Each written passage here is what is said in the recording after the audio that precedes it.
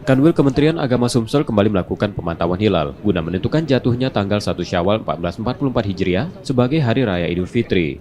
Sebelumnya perhitungan hisab memprediksi saat matahari terbenam pada pukul 19:01:36, ketinggian hilal di Palembang berada pada 1 derajat 50 menit 21 detik di atas ufuk Mar'i. Pada saat matahari terbenam, menurut perhitungan hisab hilal telah di atas ufuk. Namun di kota Palembang hilal tak dapat terlihat karena langit di ufuk tertutup awan. Sementara berdasarkan kriteria terbaru Mabims, ketinggian hilal harus setidaknya 3 derajat dan sudut elongsi minimal 6,4 derajat. Dengan demikian, tanggal 1 Syawal diperkirakan jatuh pada Sabtu 22 April 2023. Ketinggian hilal di Palembang pada sore ini 1 derajat 50 menit 21 detik di atas ufuk Mar'i. 2. Azimut matahari terbenam 281 derajat 28 menit 34 detik dari utara ke timur, dan azimut bulan terbenam 282 derajat 53 menit 08 detik dari utara ke timur.